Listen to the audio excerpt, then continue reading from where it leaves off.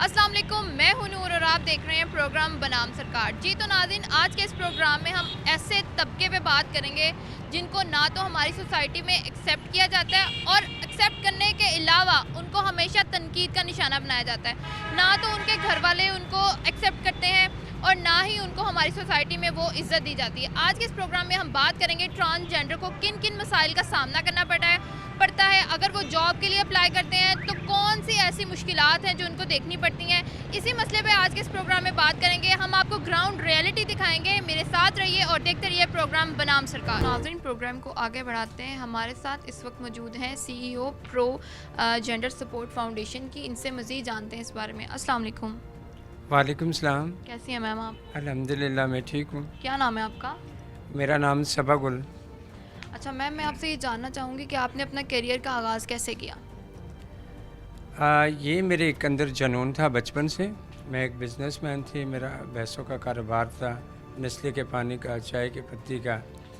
तो जब मेरे फार्म पे ट्रांस आते थे बैगिंग के लिए तो मुझे उनको देख कर ना एक जुनून सा आता था, यानी कि ये लोग पीछे कोई पत्थर मार रहे हैं, कोई आवाज़ें कस रहे हैं। तो मैं बहुत सारे लोगों से सवाल करती हूँ मैं कैसे आगे बढ़ूँ, मैं क्या ऐसा करूँ जिसकी वजह से मैं ट्रांसजेंडर कम्युनिटी के लिए कुछ कर सकूँ। अल्हम्दुलिल्लाह सबसे पहले तो मैं शुक्रगुज़ार अपने माँ बाप की थी जिन्होंने मुझे एक्सेप्ट किया। फिर मेरे बहन भाई जो थे उन्होंने मेरा साथ दिया, उन्होंने मुझे घर से नहीं निकाला। तो इसी तरीके से जैसे कि एक डेरे पे ख्वाजा सरा कल्चर के अंदर या किसी ट्रांस के डेरे पे यानी कि महफ़िल लगी रहती है, आना जाना ट्रांस का रहता है, नाच गाना पीना खाना पीना इस तरह की चीज़ें तो खैर नहीं होती, मगर मेरे घर वाले मेरे भाई भाभियाँ जो हैं वो बड़ी ट्रांसजेंडर की रिस्पेक्ट करते हैं। और पब्लिक बेस पे अगर कोई भी ख़वातीन मेल अगर जाता है तो वो एक दफ़ा इम्प्रेस होकर आता है, यानी कि वाकई यानी कि इनके अंदर वो खूबियाँ वो खामियाँ मौजूद हैं। तो उसमें मैं एक वीडियोस अपलोड करती थी हर रोज़, फिर कभी एक NGO के पास, कभी दूसरी की, कभी तीसरी के पास। ये मैंने 12 साल इस चीज़ के ऊपर रिसर्च किया। कुछ ट्रांसजेंडर कम्युनिटी के अंदर कुछ मैंने पाया, कुछ खोया। जो मैंने पाया वो मुस्बत था, वो एक अच्छा रोल था, एक अच्छा किरदार था जिसमें इसमें यानी कि पाकिस्तान की कैपिटल की पंजाब की जो गवर्नमेंट थी यानी कि वो मुतमिन हुई, तो उन्होंने फिर मुझे अप्रोच करना शुरू कर दिया था। जिसमें जैसे कि देखें हम ट्रैफिकिंग है, हम इंसान हैं, इंसानों के बच्चे हैं, जानवर तो है नहीं है। तो मैं बड़े दर्द से ये बात कहती थी, यानी कि जैसे कि मैं भैंसों का कारोबार करती थी ना, दूध ज़्यादा देने वाली भैंस हो 5 लाख रुपए की, इसी तरीके से जो हमारा ट्रांस खूबसूरत था तो उसकी हाई प्रोफाइल पे यानी कि कीमत जाती थी, यानी कि वो 15 लाख का, 20 लाख का, 30 लाख का, 60 लाख का। ये बात मुझे अच्छी नहीं लगी, ये मेरे अंदर को दर्द देती थी, तकलीफ़ देती थी। सबसे पहले मैंने अपना वो सारा सिलसिला छोड़ा। उस सिलसिले के बाद यानी कि 14 अगस्त वाले दिन मैंने अल्लाह का कुरान और कफ़न अपने सर पे रखकर एक वीडियो अपलोड की। उस वीडियो के थ्रू यानी कि आप ये समझिए सैकड़ों के हिसाब से लोग मेरे पास आते हैं। इस तरह करते करते करते इस वक्त यानी कि पाकिस्तान के अंदर, मुल्क भर के अंदर यानी कि 3,80,000 मेरे स्टूडेंट हैं। फिर उसके बाद यानी कि मेरे दिल के अंदर एक चीज़ ऐसी है, एक मर्द तालीम हासिल कर सकता है, एक औरत तालीम हासिल कर सकती है, मेरा राइट किधर है? मैं वो राइट हरगिज़ नहीं मांग सकती जिसमें मैं कहूँ मेरा शादी का हक़ मुझे दे दो, मुझे बच्चा पैदा करने का हक़ दे दो। वो तो कुदरत की कमाल है, उसमें तो हम इंटरफेयर कर ही नहीं सकते, क्योंकि हम इस्लामी मुल्क में रहते हैं, इस्लामी लोग हैं, दीन को समझते हैं, दीन के करीब रहने वाले लोग हैं। ये चीज़ें मुझे अच्छी नहीं लगती थी। फिर उस तरीके से मैंने कोशिश करके आर्मी के स्कूल में मैंने ट्रांसजेंडर का एडमिशन करवाया, फिर एजुकेशन मिनिस्ट्री के अंदर करवाया। अभी भी मैं 6 स्कूल जो है वो रन कर रही हूँ, उनकी मैं अव्वल पाकिस्तान पे फोकस परसेंट पे हूँ, लेटर दिए हुए हैं। फिर मिनिस्ट्री के मैं मेंबर हूँ, उन्होंने मुझे लेटर दिया हुआ है। फिर जैसे मैं लोगों के साथ जब काम करती थी ना तो मुझे तसल्ली नहीं, बड़ा मज़ा आता था। फिर उसके बाद मैंने अपने इदारे को रंग करना शुरू कर दिया। अल्हम्दुलिल्लाह इस वक्त मेरा इदारा जो है वो रजिस्टर हो चुका है और काम करने में एक जोश होना चाहिए, ईमानदारी होनी चाहिए, जज्बा आना चाहिए। यानी कि ज़माना कहता है यानी कि या ट्रांस भीख मांग सकते हैं या फंक्शन कर सकते हैं या अपना जिस्म बेच सकते हैं। तो मेरा क्वेश्चन हर जगह पे यही होता है, यानी कि ये हमें माशरे ने ये हकूक़ दिए हैं या वरासत ने दिए हैं, ये तो हमारे राइट नहीं हैं। हम आम इंसानों की तरह आप देखें जैसे कि आप फीमेल हैं, मैं ट्रांस हूँ, कुछ मेल भी है यहाँ, मगर याद रखना यानी कि रूह जो है ना वो ना मर्द है ना औरत है। अगर जेंडर है तो वो उसका वजूद है, रूह का तो कोई कसूर नहीं होता। रूह एक ऐसी पाकीज़ा चीज़ है, जैसे कि देखें कब्र खोदने वाला कहता है कोई मरे तो मेरा रोज़गार खुले, डॉक्टर कहता है कोई बीमार हो तो मेरे पास आए तो मेरा रोज़गार खुले। वाहिद एक पाकिस्तान में नहीं पूरी दुनिया में ख्वाजा सरा कल्चर एक ऐसा है, वह आपकी हर चीज़ के लिए दवा गवा होता है। आपके घर बच्चा हो मैं दोबारा हूँ, आपके बच्चे के सेरे बांधे जाए मैं आऊँ दोबारा, आपका बिजनेस हो मैं दोबारा हूँ। वो कभी भी किसी को बदवा देकर अपनी रिज़्क़ को हासिल नहीं करना चाहिए। अगर वो ज़ुल्म करता है तो अपनी ज़ाती अपने जिस्म के साथ करता है, चाहे वो जिस्म बेच कर अपना पेट पाल रहा होता है, क्योंकि उसके पास ज़रिया नहीं होता। पाकिस्तान की गवर्नमेंट जो है यानी कि इस तरीके से ट्रांस को देख रही है। पहले तो ये इशू रखते हैं यानी कि इनकी तालीम नहीं है। तालीम कैसे होती है? कोई पाकिस्तान के अंदर दुनिया भर के अंदर कोई हमारी अकेडमी दिखा दें, हमारा प्राइमरी स्कूल दिखा दें, हमारा हाई स्कूल दिखा दें या कोई यूनिवर्सिटी दिखा दें जहाँ हमारे दाखिले होते हैं, तो हम भी तालीम याफ्ता होते हैं। आज हमारे पास भी डिग्रियाँ होती हैं, आज हमारे पास भी कोई तालीमी सन्नत होती है, ताकि हम भी सर उठा कर चलते हैं। तो जिस तरीके से देखते हैं ना, मुझे बहुत सारे लोग इस बात पे टोकते भी हैं यानी कि आप ये लफ्ज़ ना दोहराया करें। मैं हमेशा सच बोलती हूँ, तालीम मेरे पास नहीं है। मैं समझती हूँ तालीम रोशनी दिलाती है, बहुत ज़रूरी है। तालीम रोशनी दिलाती है, मंजिल तो दिमाग दिलाता है। तो अल्हम्दुलिल्लाह मैं अपनी मंजिल की तरफ रवा दवा हूँ, मैं ज़िंदगी की इमारतों की तरह आगे बढ़ी हूँ। और मेरा फ़ैसला साजी जो थी बेहतरीन थी, यानी कि मैंने कभी जिस्म फरोशी नहीं करनी, मैं बेक नहीं मांगूंगी, मैं रक्स नहीं करूँगी। अल्हम्दुलिल्लाह मैं इस चीज़ में कामयाब हो गई और अल्लाह ने मुझे बहुत सारी इज़्ज़त से नवाजा। अल्हम्दुलिल्लाह। अच्छा मैडम, मैं आपसे ये जानना चाहूँगी कि ये आपकी लाइफ का बहुत एक जर्नी थी ये, तो इसमें आपको मुश्किलात कौन कौन सी देखने को मिली? अब मैं कैमरे के सामने यानी कि अपनी टांगों से पल्ला उठा कर नहीं दिखा सकती। मेरे ऊपर 14 कत्लाने हम लोग हैं, मैं फिर भी हिम्मत नहीं आ रही। तो मेरे ऊपर जब कत्लाने हमले हुए थे तो मैं हॉस्पिटल में गई, तो मेरी इस टांग के अंदर 111 टांके लगे थे। डॉक्टर का कहना था यानी कि ये पैरालाइज बन सकती, ये कभी खड़ी नहीं हो सकती। मैं समझती हूँ जो रब कर सकता है वो डॉक्टर नहीं कर सकते।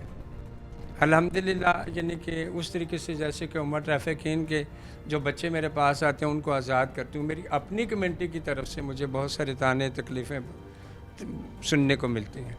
फिर इसी तरह यानी कि मैं अगर इस चीज़ को सोचती हूँ ना, समझती हूँ यानी कि हमारे जो ट्रांस हैं, पढ़े लिखे हैं, मास्टर किया हुआ है, एमए किया हुआ है, यानी कि जिस तरीके से उनकी तालीम होती है, मैं बहुत सारे ट्रांस को लेकर कोई भी नोटिफिकेशन आता है यानी कि गवर्नमेंट की तरफ से जॉब का, तो उसमें मैं यानी कि वो सब कुछ शेयर करती रहती हूँ यानी कि आप जॉब करें। मेरा असल मकसद जो है यानी कि मैं चाहती हूँ बाइज़्ज़त तरीके से इनका स्किल सेंटर होने चाहिए, इनकी एजुकेशन होनी चाहिए। सबसे बड़ा जो मसला है हेल्थ का, हेल्थ के ऊपर यानी कि आप इस चीज़ को समझें यानी कि हमेशा टिकमा जो होता है वो ट्रांसजेंडर कम्युनिटी के माथे पे होता है। अब यानी कि बहुत सारी जगह पे यानी कि HIV के टेस्ट होते हैं तो वो इन्वाल्व ट्रांसजेंडर को करते हैं, तो उन लोगों को क्यों नहीं टेस्ट किए जाते? और हर जगह चाहे वो इंटरनेशनल है या ग्रास लेवल पे है, जहाँ क्लिनिक है, जहाँ डॉक्टर बैठते हैं, तो उन डॉक्टरों को चाहिए यानी कि अपने पास वो स्टिक रखें। अगर कोई भी अपनी बॉडी का टेस्ट करवाना चाहता है, चाहे मेल है फीमेल है, बच्चे तक यानी कि बूढ़े तक, यानी कि बेशक वो ट्रांस का भी टेस्ट होना चाहिए, ताकि अगर ट्रांस का या मेल फीमेल का जब टेस्ट होगा तो वो अपनी ट्रीटमेंट शुरू करेगा तो उसकी ज़िंदगी चंद दिनों की बढ़ सकती है, नहीं तो वरना यानी कि ये नाइलाज मर जाएगी। अच्छा मुझे ये बताइएगा कि जैसे आपने बताया कि कातिलाना हमलों के बाद जब आप हॉस्पिटल गई तो स्टाफ का रवैया आपके साथ कैसा था? उस वक़्त तो मैं ये नहीं कह सकती यानी कि वो कैसा था। मेरे भाई मेरे साथ थे, मेरे भांजियाँ भांजे मेरे साथ थे, तो मुझे तो होश ही नहीं था। यानी कि एक दर्द में इतनी मुतला थी यानी कि मेरा जो मांस था वो सुन नहीं हो रहा था, मैं चीख रही थी। तो फिर जब मुझे बाहर निकाला तो मैं समझती हूँ कि दुनिया घूम रह गया। 4 दिन तो मुझे होश ही नहीं रहा। ये एक बहुत बड़ी दर्दनाक कहानी थी। इसी वजह से आज रावलपिंडी, इस्लामाबाद, मुख्तलिफ़ शहरों के अंदर बड़ी लोग रिस्पेक्ट करते हैं, बड़ी लोग इज़्ज़त करते हैं। मैं समझती हूँ मेरी शक्ल सूरत की इज़्ज़त रिस्पेक्ट नहीं है, मेरे काम की है। अच्छा मैडम, मुझे बताएं कि आपकी कम्युनिटी को सबसे ज़्यादा कौन से ऐसे इश्यूज़ हैं जो फेस करने पड़ते हैं गवर्नमेंट की तरफ से, सोसाइटी की तरफ से? गवर्नमेंट की तरफ से, सोसाइटी की तरफ से तो मैं इसमें कोई ऐसा रिमार्क्स नहीं दे सकती। कहीं ना कहीं हाँ होती है, कहीं ना होती है। कोई ना कोई यानी कि जिसका हाथ ऊपर वाला है मेरे ट्रांसजेंडर की कम्युनिटी को, उसके पेट के लिए, एक वक्त की एक रोटी के लिए कुछ ना कुछ दे देते हैं। ये सारे मसाइल जो हैं यानी कि ये गवर्नमेंट की तरफ से हैं। गवर्नमेंट को चाहिए यानी कि चाहे इसमें यानी कि जो सन 2018 का एक्ट पास किया गया है, उस एक्ट में हमें जितने राइट्स का कहा गया है आज दिन तक कोई एक राइट्स भी नहीं मिल सका। उसकी सबसे बड़ी बुनियाद ये है यानी कि जो ग्रास लेवल पे हैं, एजड हो चुके हैं, चल नहीं सकते या उनकी शक्लों सूरतों का कोई मसला होता है यानी कि वो डांस नहीं कर सकते, वो बेगिंग करके अपना गुज़र बसर कर सकते थे, क्योंकि उन्होंने मकान का रेंट भी देना होता है, उन्होंने बिजली का बिल भी देना है, गैस का बिल भी देना है, उन्होंने गुरु साईं जो उनको भी देखना है, उन्होंने चेलों को भी देखना है। हर चीज़ जो बदन के ऊपर पहनने वाली है, ये सारी ज़रूरत की चीज़ उन्हें ज़रूरत तो है, वो कहाँ से लेंगे? फिर इसी तरह यानी कि जो पढ़े लिखे हैं ना उनको जॉब्स मिल रही है। अगर जो फेमस हमारी ट्रांसजेंडर हैं यानी कि आप समझ लें जितनी है, महक मलोक हो गई, रिमोल हो गई, परी पारो हो गई, जिस तरीके से हैं, ये एक मशहूर शख्सियतें हैं यानी कि इन्हें तो इवेंट में बुलाया जाता है, मगर इन दिनों में उनके लिए भी बहुत बड़े बड़े मसाइल बन रहे हैं। वो मसाइल बन रहे हैं यानी कि जहाँ इवेंट बुक होता है तो वहाँ 15 पे कॉल जाती है, पुलिस आती है, उनका साउंड उठा लेते हैं, उनके जितनी भी जो चीज़ें हैं उठाकर बस बात खत्म हो जाती है। यानी कि पाकिस्तान के अंदर ख्वाजा सरा बलादरी ट्रांसजेंडर कम्युनिटी के इतने बड़े नहायत बुरे हालात हैं, मैं इनका जवाब नहीं दे सकती। लेकिन गवर्नमेंट ने तो कहा है कि उन्होंने बाकायदा जो है वो ट्रांसजेंडर के लिए बहुत सी जो है काम किए हैं, तो इसके बारे में क्या ख्याल है आपका? एक काम गवर्नमेंट निकाल कर सामने टेबल पे सजाए ना, बताए किसका काम किया है, किसको नौकरी दी है। ये एहसान करने वाली बात है। मैं पहले बात कर चुकी हूँ, अगर हमारी तालीम हम हासिल करना चाहते हैं तो वो 3 से 4 महीने के प्रोजेक्ट में 3 से 4 महीने आपका बच्चा यानी कि कच्ची का कायदा नहीं पढ़ सकता, तो हम यानी कि एमफिल कैसे बनेंगे, मास्टर कैसे करेंगे, डबल एमए हम कैसे कर सकेंगे 3 महीने के अंदर? हमारे दिमाग इतने शातिर तो नहीं है। जिस तरह यानी कि आम पब्लिक को, मर्द और औरत को लाइफ टाइम तक ये दिया जाता है, नस्ल दर नस्ल किया जाता है, तो गवर्नमेंट भी ऐसा करे। फिर एक सवाल होता है यानी कि आपके पास तालीम नहीं है, तालीम के बगैर हम क्या करें? फिर अब पाकिस्तान के माशरे ने या सियासत ने या मज़हब ने या पाकिस्तान की गवर्नमेंट मौजूदा ने यानी कि कहाँ वो स्कूल खोले हैं? पहले वो स्कूल तो हमें बताएं यानी कि वहाँ जाकर हम अपनी तालीम को जाकर करें। लेकिन अगर जो हमारे स्कूल हैं, जैसे हम लोग जिन स्कूलों में पढ़ते हैं, वहाँ पे क्या इजीली एडमिशन नहीं मिलता? हरगिज़ नहीं मिलता। बहुत सारे, मुझे सबसे पहला जो हम ये प्लेटफार्म खुला था नेशनल ह्यूमन राइट्स मिनिस्ट्री की तरफ से, तो इस्लामाबाद G11 के अंदर हमने यानी कि ये प्रोग्राम किया था, लॉन्च किया था। ओपनिंग के दिन यकीन करें यानी कि उन बच्चों के मदर फादर आगे थे, माँ बाप आकर उन्होंने कहा यानी कि यहाँ हमारे बच्चों का जो माइंडसेट है वो ख़राब हो जाएगा। तो मैं वहाँ रोई, और वहाँ जो एजुकेशन के मिनिस्टर साहब हैं, तो यकीन करें मेरी स्पीच के बाद वो भी रोने लगे। कहते हैं यानी कि ये फ़र्क हमने मिटाना है। बहुत बहुत शुक्रिया मैडम। हमारे साथ मैं सबागुल मौजूद थी, उनसे हमने जाना कि उनको किन किन मुश्किलात का जो है वो सामना करना पड़ता है। जी तो नाज़रीन, अभी वक्त हुआ एक छोटी सी ब्रेक का। ब्रेक के बाद वापस आते हैं और इसी पर मज़ीद बात करते हैं।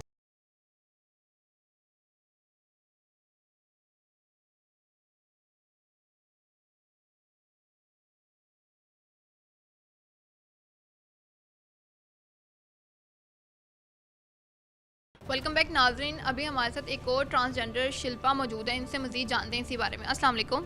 वालेकुम सलाम जी। अच्छा मैडम, मुझे ये बताइएगा कि आपने अपने करियर का आगाज़ कैसे किया?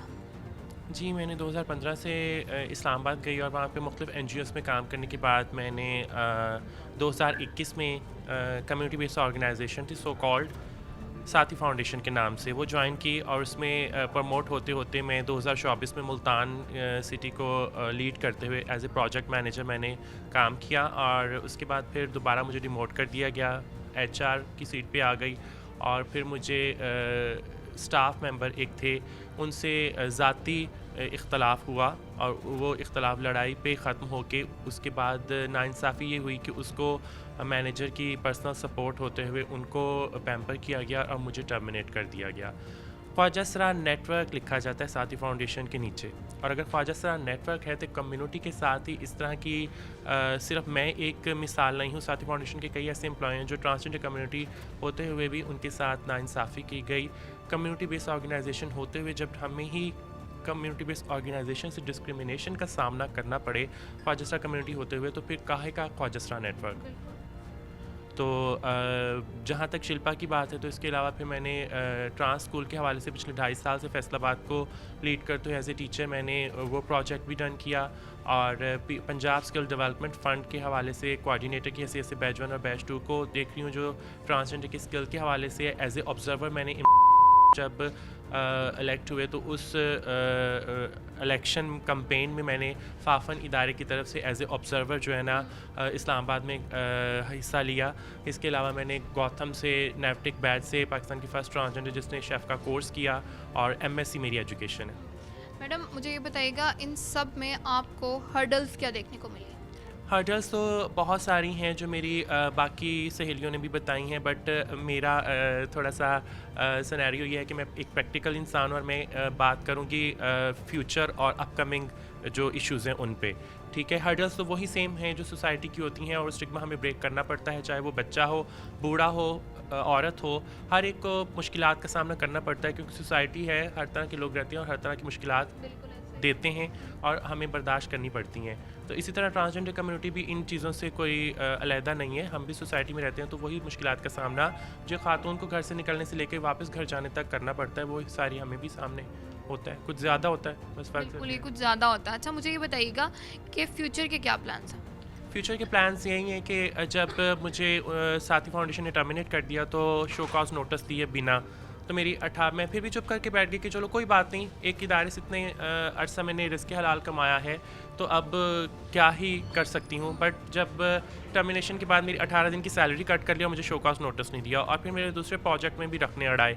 ठीक है, इस बात पे फिर मैंने उनको माफ़ नहीं किया और मैंने लेबर कोर्ट में केस कर दिया। अब जब लेबर कोर्ट में केस किया तो कई हेयरिंग्स पे मैं जाती रही, वो लोग नहीं आते रहे और यासिर अरफात साहब जज थे लेबर कोर्ट के फैसलाबाद में, बजाय ये कि वो बात सुनते या कोई चीज़ करते, जब बहस स्टार्ट हुई तो दूसरी बहस पे मेरे केस को बेबुनियाद हक़ाइक़ की बिना पे जो है ना उन्होंने ख़ारिज कर दिया और अब मैं इंसाफ की तलबगार ऐसे ही बैठी हूँ। जो मेरी इतने सालों की स्ट्रगल थी, मेरी सारी ज़िंदगी मैंने अपने फ्यूचर को सिर्फ एक ही चीज़ पे लगाया कि मैंने एक रिस्पेक्टेड जॉब करनी है, एक इज़्ज़त वाली नौकरी करनी है। इस इज़्ज़त वाली नौकरी को लेते लेते जो है ना आज ये दिन आया कि मेरी अपनी ही कम्युनिटी बेस्ड ऑर्गेनाइजेशन जो कम्युनिटी राइट्स पे काम कर रही है पाकिस्तान में सो कॉल्ड और एक फैसलाबाद को लीड कर रही है, उन्होंने ही मेरे साथ ऐसी डिस्क्रिमिनेशन की कि आज मैं हैंड टू माउथ हुई रोड पे हूँ, फिर ज़ीरो से ज़ीरो पे हूँ। गवर्नमेंट को कोई मैसेज?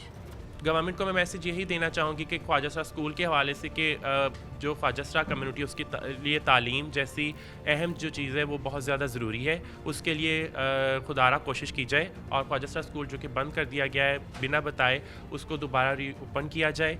और दूसरा जो है ना, जो ख्वाजा सरा कम्युनिटी एक्ट पास हुआ है उसको पास तो कर लिया गया है, इम्प्लीमेंटेशन और प्रोजेक्ट्स भी बहुत सारे हैं, बट जो स्टिल हमारे पास इतनी उम्र गुजारे हुए, इतनी एफर्ट किए हुए पढ़े लिखे ख्वाजा सरा जो हमारी तरह दोबारा से रोड पे हैं और अपनी ही कम्युनिटी की डिस्क्रिमिनेशन का शिकार है, वो कहाँ जाएं, उनके लिए भी खुदारा इंसाफ किया जाए और उनके ऊपर भी तवज्जो दी जाए। बहुत शुक्रिया मैडम आपका। हमारे साथ अभी नाज़रीन और भी ट्रांसजेंडर मौजूद हैं, इनसे मज़ीद बात कर रहे हैं। हमारे साथ एक और ट्रांसजेंडर मौजूद हैं जिनका नाम मानुबिली है, इनसे जानते हैं मज़ीद इसके बारे में। अस्सलाम वालेकुम मैडम। वालेकुम सलाम, मेरा नाम मानुबिली है।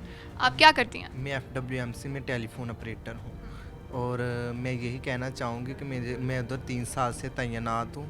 तो अभी थोड़ी देर पहले पोस्ट आई थी मुझे, वो उन्होंने मतलब कि नहीं किया गया, मतलब कि जो मुलाजमत है ना मेरी तो सी नहीं की, उन्होंने दूसरे बंदे रख लिए, दूसरे बंदे हायर किए जो तजर्बा जानते थे और जो 3 साल से उधर रिलेटेड थे, उनको नहीं मतलब कि उधर पोस्ट पे तैनात किया गया। तो मेरे साथ ज़्यादती की है, 3 साल हो गए मुझे इधर तैनात किए हुए। तो बकाया मेरे कलीग्स भी हैं, वो भी मुझे अच्छे नहीं समझते, तो मैंने जिद्दोजहद नहीं छोड़ी, अभी तक जॉब कर रही हूँ।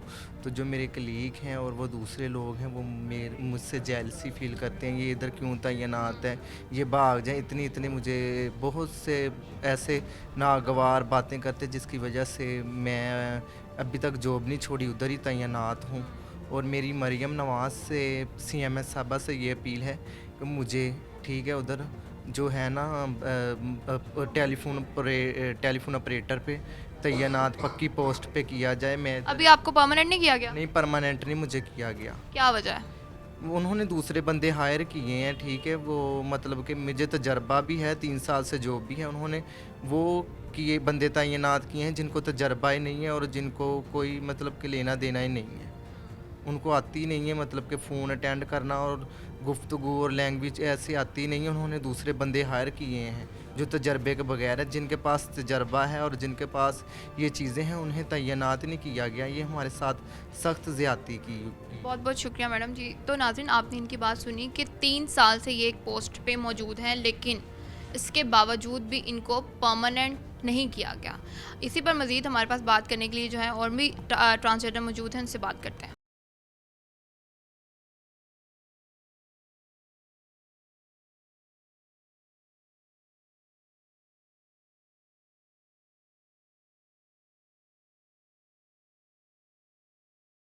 नाज़रीन, प्रोग्राम को आगे बढ़ाते हैं। हमारे साथ मौजूद हैं VSO ट्रैफिक वार्डन सारा लाल। इनसे मज़ीद जानते हैं इसी बारे में। अस्सलाम वालेकुम मैडम। वालेकुम सलाम, क्या हाल है आपका? कैसे? मैं ठीक हूँ, आप कैसी हैं? शुक्र अल्हम्दुलिल्लाह, अल्लाह पाक का करम। अच्छा मैडम, मुझे ये बताइएगा कि आपने अपने करियर का आगाज़ कैसे किया, किन मुश्किलात का आपको सामना करना पड़ा, VSO तक पहुँचने का सफ़र कैसा रहा? शुरू दिन से लेके आज तक जिन मुश्किलात का, जिन परेशानियों का सामना कर रही हूँ मैं, वो आपको ना तो मैं एक्सप्लेन कर सकती हूँ और ना ही कोई इसको जज कर सकता है मुझे देखकर, क्योंकि आवाम के लिए, लोगों के लिए हम नाचने वाले, गाने वाले और हैप्पी, और बहुत सारे दुखी लोग हमें देखकर हैप्पी हो जाते हैं, तो हम इसी चीज़ को लेके कंटिन्यू रखते हैं, अपने दुखों को अपने अंदर ही दबाकर। लेकिन इस चीज़ को ना तो कोई जानना चाहता है और ना ही स्पेशली हमारे कम्युनिटी को लेकर कोई जानना नहीं चाहता कि हम लोग किस तरह से सर्वाइव करते हैं, ठीक है। और शुरू से ही मसलन हमें तो पता ही नहीं था, मुझे तो पता ही नहीं था मैं क्या हूँ। ये लफ्ज़ मीन्स इन पंजाबी मेरे वालिद साहब से मुझे पता चला कि मैं क्या हूँ, ठीक है। और फिर उसके बाद जब बाहर लोगों ने अपना नज़रिया और अपनी हरकतों से मुझे डिफरेंट किया सभी से, तो मैंने भी अपनी कम्युनिटी को ढूंढना शुरू कर दिया। अपनी कम्युनिटी में आई, अपने स्किल्स से मैंने अपनी सभी कम्युनिटी के दिल जीते, अपने बड़ों के छोटों से प्यार करके अपना एक मैंने मकाम बना लिया अल्हम्दुलिल्लाह। उसके बाद यूँ हुआ, my father is retired assistant sub inspector Punjab police, बहुत स्ट्रिक्ट हैं। तो शुरू से यही सिलसिला चला आ रहा है कि निकल जाओ यहाँ से, निकल जाओ यहाँ से। मतलब फैमिली ने एक्सेप्ट नहीं किया? आज तक नहीं किया, अभी भी मुझे घर से निकाला हुआ है। और ये मैं आपको बताऊं, मुझे जब मेरी जॉब हुई इसी दौरान फंक्शंस चलते रहे, बहुत कुछ मैंने फेस किया अपने लाइफ में, बहुत सारे नुकसानात उठाए हैं। मुझे उन नुकसानों से बहुत सारे फ़ायदे भी हुए हैं। वो ये कि मैंने नेक्स्ट दूसरों को गाइड किया है कि यूँ नहीं करना, यूँ करना है। और मेरी कम्युनिटी जो है वो मेरे साथ बहुत कोऑपरेटिव है। हम लोग एक दूसरे के साथ प्यार मोहब्बत से इसलिए रहते हैं कि घरों में हमें वो चीज़, वो सुकून मुहैया नहीं है, महसूस ही नहीं करते। हम अपने घर में अपने रिश्तों को भी महसूस नहीं करते। बाय गॉड, अभी तक मुझे ये नहीं पता कि बाप की शफ़क़त क्या होती है, बड़े भाई का प्यार, बड़े भाई का रोब दबदबा क्या होता है, ठीक है। क्योंकि उन्होंने हमें यही हमारे ऊपर मुसल्लत किया है कि तुम ये हो। आप यकीन करेंगे, बड़ी मज़े की बात है, बात तो सच है मगर बात है रुसवाई की, कि मेरे फादर ने आज तक मेरे सलाम का जवाब नहीं दिया। बहुत बुरा फील होता हो? फील तो बहुत कुछ होता है हमें, लेकिन देखने वालों को कहने वाले का कुछ नहीं जाता, सहने वाले कमाल करते हैं। तो ये हम ही पे लागू है कि हम ही कमाल करते जाएं। हमारी कम्युनिटी मेंबर्स कुछ अब इन्हीं हालातों की जद में आकर ख़ुदकुशियाँ भी करती हैं, इसी हालात की जद में आकर अपनी जैसे कह लें कि लाइफ स्टाइल चेंज करके बिल्कुल साइड पे हो जाती हैं और अपनी ज़िंदगी का मज़ा जो है ख़त्म कर देती हैं। क्योंकि मैं नहीं समझती कि हमें अल्लाह पाक ने रॉन्ग बनाया है तो बनाउज़ुबिल्लाह अस्तगफ़ार, क्योंकि अल्लाह पाक ने दुनिया में कोई भी चीज़ बेमायनी नहीं बनाई है। जब मेरी ये जॉब हुई है तो मुझे स्पेशली हायर किया गया। मैं फैसलाबाद में साथी फाउंडेशन है जो HIV पे काम करते हैं, तो बहुत उन्होंने मुझे स्पेशली हायर किया। मैं टेक्सला में थी तब, फंक्शंस वगैरह कर रही थी, मेरी बड़ी लाइफ सेटल थी, तब भी मुझे घर से निकाला हुआ था और मेरा 3रा साल था। साल कहना बहुत मुश्किल है, 3 साल हो गए थे मुझे कंटिन्यू घर से निकले हुए, और मैं उसी स्ट्रगल में थी कि मैं आना चाहती हूँ घर, लेकिन अब्बू एग्री नहीं थे। फिर मुझे जॉब का जो प्लेटफॉर्म है वो मिला, मैंने बड़ा हैप्पीली इसे एक्सेप्ट किया। माशाल्लाह मुझे IG पंजाब ने, CTO फैसलाबाद ने, additional IG traffic warden police ने मुझे हायर किया। मुझे बहुत खुशी हुई, क्योंकि ये जो इज़्ज़त है मुझे किसी इंसान ने नहीं दी, ये मुझे अल्लाह पाक ने इज़्ज़त दी। और मैंने ये भी इसे ये इनाम समझ के एक्सेप्ट किया कि ये वो इनाम है जो मैं तन्हाई में अल्लाह पाक से सरगोशियाँ करती रही। सही है। और ये वो इनाम है जो मेरी माँ ने नमाज़ों में, दुआओं में मांगा है, जो मेरी बहनों ने मन्नतें मांगी हैं। ये जो जॉब है ये उसका सिला है। मैंने अपनी जॉब को कंटिन्यू किया, अपनी कम्युनिटी के साथ में बहुत कोऑपरेटिव रही, कम्युनिटी भी मेरे साथ कोऑपरेटिव रही। लेकिन मेरी कम्युनिटी का जो है फर्स्ट ऑफ ऑल ड्राइविंग नहीं है, आफ्टर ऑल है। सही है। बहुत सारी और भी इश्यूज़ हैं मेरी कम्युनिटी के, किस तरह से हम सर्वाइव करती हैं, किस तरह से घरों को, डेरों को चलाती हैं, कमरों को अपने डेकोरेट भी करना, आए गए को भी देखना, ख़ुद को भी देखना, बहुत सारी चीज़ें हैं। तो मैंने अपने CTO साहब की इजाज़त से उनसे मशवरा किया कि सर मैं देखें ऑफ़िस में बैठी हूँ, यहाँ पे कोई भी मेरे पास चल के नहीं आएगा। देखें ये मेरी जॉब में शामिल नहीं था, लेकिन मैंने फ़ील किया और मैंने इसे ऐड किया और CTO की इजाज़त से कि सर अगर आप परमिशन दें तो मैं डोर टू डोर जाके काउंसलिंग करूँ, अपनी फ्रेंड्स के साथ उन्हें बताऊँ कि ड्राइविंग हम सीखेंगी तो इसके बाद भी हम कह सकती हैं कि हमें नेक्स्ट क्या जॉब के लिए हम कर सकते हैं, जिससे हम अच्छी अर्निंग कर सकें और अपनी ज़िंदगी को इज़्ज़त के साथ हम रोज़ी कमाएँ और सर्वाइव करें। CTO साहब ने मुझे परमिशन दे दी, लेकिन मेरी जो पे डन हुई थी उससे मुझे आधी से भी कम दी जाती थी और कहा जाता था शुक्र कर कुछ आ ही रहा है। आधी से भी कम देने की क्या वजह थी? मुझे खुदा वाहद की कसम है कि जो मुझे जब वहाँ पर हायर किया गया तो एज अ VSO मैं वहाँ पे थी फैसलाबाद में। फैसलाबाद की तारीख में पहली बार सारा लाल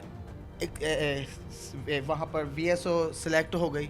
लेकिन इसका मकसद ये है कि जो सभी को VSOs को पे मिल रही है वही मेरी होनी चाहिए ना, होनी तो ऐसा ही चाहिए। या मेरे जो साइड है वहाँ पे मुझे आधी से भी कम पे देने का डन हुआ था कि इसे इतनी देनी है, वो भी खाई जा रही थी। झूठे पे दो जहानों की लानत। और उसमें जो आधी दे रहे हैं उसमें से भी खाई जा रही थी कि इतने पैसे का मैं फिर ले लेना। ना मुझे चेक दिया जाता था, ना कोई स्लिप पे मेरा ऐड होता था। ठीक है। और इतना स्ट्रिक्ट माहौल था वहाँ पे। साथी फाउंडेशन के तकरीबन कम से कम 113 मेरे फ्रेंड्स हैं जिन्होंने मेरे से लाइसेंस बनवाया, ड्राइविंग सीखी। और मीन्स ये तो स्किल है ना, ताकि हम खुद को एक मज़हब शहरी बता सकें। तो मेरी कम्युनिटी इस सभी इक़दाम में मेरे साथ बहुत ही कोऑपरेटिव थी। और ये लोग ये नहीं चाहते कि मेरी कम्युनिटी मीन्स ट्रांसजेंडर कम्युनिटी जो है वो आगे आए। और वो मीन्स मैंने ये फ़ील किया है कि जो इन इदारों में बैठे हुए मर्द अफसरान हैं ये औरतों को जो उनके शाना बशाना काम करती हैं उनको बर्दाश्त नहीं करती, उनको भी नहीं करते बिल्कुल। तो हम तो उनकी आंखों में हर वक्त रड़कती रहती हैं। पंजाबी एक्सेंट में कह रही हूँ। तो मुझे इस तरह से जिक्र किया गया, लेकिन मैंने शुक्र अल्हम्दुलिल्लाह करके अल्लाह पाक की दी हुई इज़्ज़त समझकर उसको सीने से लगाया और इसे इबादत समझ के मैंने अदा करना शुरू कर दिया। अच्छा मैडम, मुझे ये बताइएगा कि अब जब आप इस रोड पे निकलती हैं, कहीं आना जाना आपने सफ़र करना है, वहाँ पे आपको हमारी सोसाइटी की तरफ से क्या प्रेशर है, क्या बुली किया जाता है या हरास किया जाता है, कभी ऐसा कोई वाकया? सोसाइटी का मैं आपको क्या बताऊं, सोसाइटी ने आज तक ना तो किसी को कुछ दिया है। मींस मैं भी सोसाइटी में शामिल हूं। वक्त जब हर कोई अपनी अपनी जगह पर जो है ना अपना रंग दिखाने से बाज नहीं आता। लेकिन हाँ, मैं ये कहूँगी पब्लिक पॉइंट पे अगर मुझे कोई जिच करे, मींस अगर क्लैप करके या कोई बोल कर, तो मैं तो उसको जाने नहीं देती हूँ। जस्ट इसलिए कि जो मुझे नहीं छोड़ रहा, मुझे नहीं बख्श रहा, वो किसी माँ किसी बहन को छोड़ता होगा। जस्ट उसको मैंने नसीहत देने के लिए उसका तवा लगाती हूँ वहाँ पे, और उसको काफ़ी मींस मतलब आप शटअप कॉल देती हैं? बहुत अच्छे वाला। अच्छा मैडम, मैं ये आपसे जानना चाहूँगी, जैसे आप वीएसओ जब आपको जॉब मिली तो क्या उसका अपॉइंटमेंट लेटर मिला था? जी अल्हम्दुलिल्लाह, जब मुझे वीएसओ तैनात किया गया तो मुझे ये देखिए सीटीओ फैसलाबाद की तरफ से मुझे ये अपॉइंटमेंट लेटर दिया गया, और आईजी पंजाब साहब का मैं बहुत ज़्यादा शुक्रगुजार हूँ। अभी तक उन्होंने मुझे हायर किया, सीटीओ फैसलाबाद ने, एडिशनल आईजी ट्रैफिक वार्डन ने मुझे हायर किया। तो जिन्होंने मुझे इस जॉब से ये कहकर निकाल दिया अपनी तरफ से कि आपकी खिदमत की ज़रूरत नहीं है, कि मैंने अपनी कम्युनिटी के लिए पिक एंड ड्रॉप मांगी, उनका फ्री ऑफ कॉस्ट मांगा, ठीक है। और मेरी तनख्वाह जो आधी दे रहे थे वो भी मीन्स उनको दुख रही थी। तो मौला अली सरकार का फरमान है कि हर एक को यूँ माफ़ करो जैसे आप खुदा से माफ़ी की उम्मीद रखते हो, लेकिन उसे कत्ल माफ़ ना करो जो आपके रिस्क पे और आपकी इज़्ज़त पे अटैक करे, ठीक है। इन इदारों में बैठे हुए अफसरान हमारे रिज़्क पे भी अटैक करते हैं, हमारी इज़्ज़तों पे भी अटैक करते हैं। तो काइंडली हम तो इनको नहीं छोड़ेंगी। प्लीज़ काइंडली मैं मरीम नवाज़ साहिबा से हाथ जोड़कर अपील करती हूँ कि मेरे जितने भी ट्रांस कम्युनिटी के इस ऐसे हालातों से मुतासरा ट्रांस हैं उनका ख़ुद नोटिस लें, क्योंकि आप पे ही हमें मान है, आप खुदा के बाद आप ही पे हमें है, और किसी पे भी हम नहीं कर सकते, क्योंकि सभी इदारे के जितने भी अफसरान हैं आपस में मिले हुए हैं। कोई भी आवाज़ उठाता इसलिए नहीं है कि अगर मैंने आवाज़ उठाई तो मेरा फ़लाँ कट्टा ना खुल जाए। तो काइंडली मरीम नवाज़ साहिबा हमारे ऊपर रहम करें। बहुत शुक्रिया मैडम आपका। जी तो नाज़रीन, आपने इनसे भी इनकी राय सुनी कि इनका क्या कैरियर था इसमें और किस तरीके से इनको किस मुश्किलात का सामना करना पड़ा। अगर वो हक हलाल की भी रोज़ी कमाना चाहती थी तो उस पर भी उनकी जो सैलरी थी वो उनको पूरी नहीं दी जाती थी। तो इनका भी हुकूमत से यही कहना है कि जी इनकी भी अगर वो कोई भी ऐसा ट्रांस है, जेंडर है, हमारी ये भी हमारा ही हिस्सा है, इनके लिए भी बहुत से राइट्स होने चाहिए, इनके लिए भी गवर्नमेंट को काम करना चाहिए। तो नाज़रीन, अभी वक्त हुआ एक छोटी सी ब्रेक का, ब्रेक के बाद वापस आते हैं।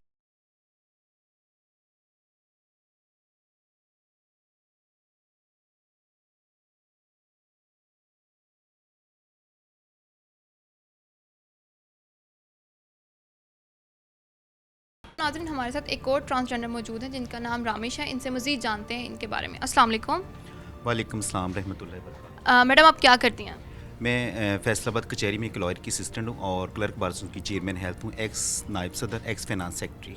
और अच्छा, मुझे बताएं मैडम, क्या मुश्किलात जो हैं वो देखने को मिलती हैं आपको? शुरू में तो बहुत सारी मुश्किलात थी, लेकिन अब तो बहुत सारी हमने इन चीज़ों को देख के आगे बढ़े हैं। और जैसे कि ये तफ़ा सेंटर बने थे तो महासभा गुल जी ने और हमने मिनिस्ट्री में जाके कहा कि फैसलाबाद हमारा तीसरा बड़ा शहर है तो हर ज़िले में होना चाहिए। अब 36 वीएसओ अपनी जगह पर हर ज़िले में काम करिए, और मेरा ख्याल है कि जो वीएसओ अच्छे से काम करिए उनको निकाला जाए, बिला वजह उनको तंग किया जाए, इट इज़ वेरी बैड। तो मैं अब वकीलों के साथ काम करती हूँ, वकील मुझे अप्रिशिएट करते हैं, कमेटी रूम में बुलाते हैं, बाहर में बुलाते हैं और क्लर्क बार एसोसिएशन में बुलाते हैं। बहुत अच्छी मुझे वो कोशिशों की शाबाश भी देते हैं और कहते हैं कि बहुत अच्छा काम करिए। तो जितनी भी वीएसओ, जितने भी गवर्नमेंट अदारों में रिलेटेड ट्रांस है, मेरा ख्याल उनके पास जो जॉब है वो छीनी नहीं जानी चाहिए, क्योंकि इन लोगों का रोज़गार यही है। 3 ऑप्शन है, नाच गाना, banking, sex working. Sex working से खुद भी बीमार होंगे, लोग भी बीमार होंगे। तो मेरा ख्याल है कि मेरी गवर्नमेंट से ये अपील है कि इन लोगों को जहाँ जहाँ पे लगे ना तो लगा रहने दें, बल्कि इनको पक्का किया जाए। और जिस किसी वीएसओ को बिला वजह किसी जॉब से निकाला जाता है तो मेरा ख्याल है उसकी इंक्वायरी की जाए, ऐसे नहीं निकाला जाए। तो ट्रांस कम्युनिटी के लिए गवर्नमेंट से अपील है कि हर अदारे में जॉब होनी चाहिए। जैसे महासभा गुरु रावलपिंडी इस्लामाबाद में अपनी कम्युनिटी को पावरफुल कर रही है, जॉब और हर जगह पे हर चीज़ों में उनको साथ लेके चलती है। तो मेरा भी एजेंडा महासभा गुल वाला है कि हम दोनों मिलके फैसलाबाद को मैं प्रमोट करूँ, रावलपिंडी इस्लामाबाद महासभा जी करें, ताकि हमारी कम्युनिटी के लिए बाइज़्ज़त रोज़गार हो, बाइज़्ज़त ज़िंदगी गुजारें, ताकि वो ये तीनों ऑप्शन छोड़ के अपनी इज़्ज़त वाली ज़िंदगी गुजारें। बिल्कुल, आप बिल्कुल ठीक कह रही हैं। बहुत शुक्रिया मैडम आपका। जी तो नाज़रीन, आपने इनकी बात सुनी। इनका सिर्फ कंसर्न यही है, ये गवर्नमेंट से बार बार यही अपील करती हैं कि उनको हक हलाल की जो है वो रोज़ी कमाने दी जाए सुकून से। उनको नहीं करना ये डांस और उनको नहीं इलीगल एक्टिविटीज़ में जो है वो जाना। बराए मेहरबानी इस चीज़ पे जो है वो फोकस किया जाए और उनको हक हलाल की जो है वो रोज़ी कमाने दी। नाज़रीन, प्रोग्राम को आगे बढ़ाते हैं। हमारे साथ सोशल एक्टिविस्ट सितारा राना मौजूद है। इनसे जानते हैं ट्रांसजेंडर के राइट्स के बारे में। अस्सलाम वालेकुम मैडम। जी वालेकुम सलाम। कैसी हैं आप? अल्लाह का शुक्र है मैं ठीक हूँ।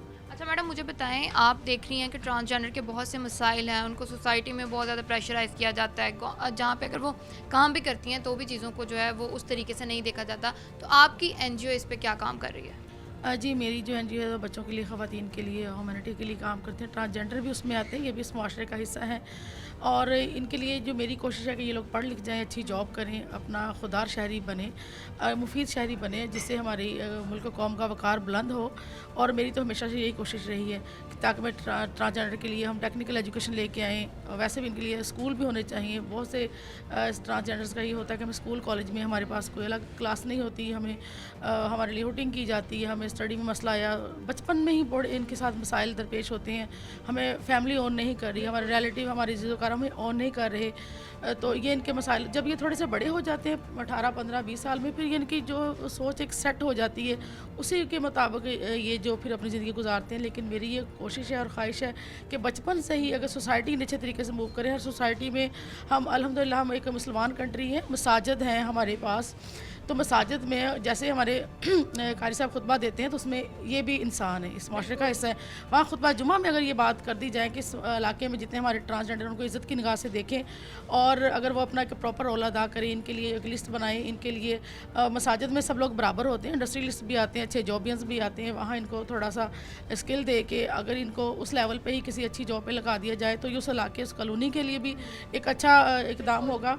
और इससे यही चीज़ें एक हमारी ये मॉडल कॉलोनीज़ बन जाएंगी। और मेरी यही ख्वाहिश है कि जैसे बहुत से ये मेरे ट्रांसजेंडर्स को मुझे पता चलता है एनजीओज़ में ये काम कर रहे होते हैं बहुत से, और इनको फिल फॉर जॉब से फ़ारग कर दिया जाता है। ऐसा नहीं होना चाहिए। अगर आपकी कोई कंप्लेन है, कोई इशू है, शोकाज नोटिस दें 1, 2, 3 टाइम और इनको बाकायदा ये उसका रिप्लाई दें। अगर आप इनकी जो भी कोई कंप्लेन है वो सॉल्व नहीं हुई तो फिर आप इनको जैसे एज़ पर लॉ इनको फ़ारग किया जाता है उस तरीके से फ़ारग करें। ये नहीं कि सुबह बंदा आया तो आपका जी गेट बंद है। लेकिन मोस्टली की यही शिकायत थी कि हम शिकायत करते हैं, हम अपनी कंप्लेन बताते हैं, हम अपने इश्यूज़ बताते हैं, लेकिन उस पे उस तरीके से जो है वो अमल दरामद नहीं किया जाता। नूर, मैं ये बात करना चाहती हूँ, जो मुझे पता चला ये उन्हीं को अपने इश्यूज़ बताते हैं जो जहाँ पे जॉब कर रहे होते हैं, जहाँ से इनको जॉब पे फ़ारग किया जाता है। ये लोग ये देखें कि जब ये एग्रीमेंट साइन करते हैं, जब इनको अपॉइंटमेंट लेटर मिलता है, ये एनजीओ कहाँ से रजिस्टर्ड है, किस अदारे से रजिस्टर्ड है, उस अदारे में ही कंप्लेन करें जाके। और अगर सोशल वेलफेयर से है तो सोशल वेलफेयर की हमारी जो इंतज़ामिया है फैसलाबाद की बहुत अच्छी है, वहाँ पर जाके अपनी कंप्लेन करें, अपनी उनको एप्लीकेशन दें। और मेरी सोशल वेलफेयर से भी एक वो है, मैं उनको भी एक रिक्वेस्ट करूँगी कि आप लोग एक हेल्पलाइन दें जो पब्लिक अवेयरनेस हो, जो पब्लिक को पता हो कि हमारी ये हेल्पलाइन है सोशल वेलफेयर की, हमें किसी ने भी फ्री किया, किसी ने भी हमें हरासा किया या फिल फॉर जॉब से निकाल दिया, उधर ही खड़े होके एक तो आप हेल्पलाइन पे कॉल करें कि जी हमारा ये मसला है, हम ये खड़े हैं, हमें जॉब से फ़ारग कर दिया गया, या वो बंदा अपनी कंप्लेन दर्ज करवाए। जैसे IG पंजाब की हेल्पलाइन है, हमारी 15 है। सोशल वेलफेयर एक बहुत बड़ा अदारा है जो बहुत सी NGOs हम जैसे समाजी लोग उनके साथ मिलकर काम कर रहे होते हैं, उनकी सरपरस्ती में काम कर रहे होते हैं। तो ये भी पाकिस्तान के शहरी हैं और इनके लिए वही चीज़ें सबके लिए, बल्कि तमाम NGOs के लिए, सब पब्लिक के लिए होनी चाहिए। और इनकी जो भी कंप्लेन है, जहाँ भी उनका ऑफिस है, जब भी कोई NGO इनके लिए काम करती है वहाँ पर उनको सेशन ज़रूर दें एक स्टार्ट में, जिसके भी थ्रू NGO रजिस्टर्ड होती है कि इनको जो आपने अपॉइंट किया आपने फिल फॉर फ़ारग नहीं करना जब तक हमें इनकी कंप्लेन के बारे में नहीं बताएं। उसमें एक बॉडी बने, एक बेंच बने, उस as per law through proper जो एक तरीका होता है उस पर देखा जाए, ताकि ये अपने कम से कम रोटी तो हर बंदे ने खानी है ना, पेट तो भरना है, पेट भरना। फिर इनके लिए क्या रह जाएगा जब ये फेडअप होंगे, ये तो पहले ही नहीं किसी की सुनते, फिर इनके लिए क्या होगा, ये डांस करेंगे, बनेंगे, जिससे हमारा मुआशरा तबाह गैर इखलाकी हरकत में फिर ये मुब्तला हो। बिल्कुल जी। और मैं तो नहीं चाहती, मैं ये चाहती हूँ कि अल्लाह ताला ने इनको इंसान बनाया है और ये अपनी हलाल रोज़ी रोटी कमाएं और अच्छे से अपनी सोसाइटी में रहें और अपनी फैमिली को भी साथ लेके चलें। और उन फैमिली से भी मेरी ये रिक्वेस्ट है कि जब अल्लाह ताला की तरफ से कोई चीज़ आपके यहाँ आई है, बेटा है या बेटी है या ट्रांसजेंडर, एक्सेप्ट करना चाहें, उसको ये शर्मिंदगी का बायस ना बनाएं। तरबियत आपने करनी है, अल्लाह ताला ने उसे एक बॉडी दी है, अल्लाह ताला ने रूह दी है, तरबियत आप करें। अगर आपकी बेटी आपका बच्चा लड़कियों जैसा है तो उसको लड़कियों से ही तरबियत दे, अगर मेल जैसा है तो उसको मेल जैसी तरबियत दे। बाकायदा एजुकेशन, स्टडी, जॉब, ये आपका फ़र्ज़ है, कि सोसाइटी का फ़र्ज़ नहीं है। तरबियत तो माँ बाप ने करनी होती तरबियत माँ बाप ने, आप कैसे डिनाई कर सकते हैं, ठीक है। इस पे मेरी ख्वाहिश है कि हम लोग काम करें, हम लोग मिल के चलें, ये हमारे माशरे का हिस्सा है। और हमेशा ये खुशियों में दुआएं देने आते हैं, ठीक है। और हम बहुत कम देखते हैं कि ये किसी इस तरह की एक्टिविटी में हो, जैसे बहुत गलत किस्म के हमारी सोसाइटी में हो रहे हैं। इनको हम थोड़ा सा मज़ीद तराश के बड़ा करामत शहरी बना सकते हैं। बहुत बहुत शुक्रिया मैडम आपका। जी तो नाज़रीन, आपने जो है हमारे साथ जो सोशल एक्टिविस्ट थी उनकी भी राय जानी और ट्रांसजेंडर के मसाइल भी सुने कि उनको किस तरीके से सोसाइटी में जो है मसलों का सामना करना पड़ता है। अभी मुझे दीजिए इजाज़त, मिलते हैं आपसे अगले प्रोग्राम में। अल्लाह हाफ़िज़।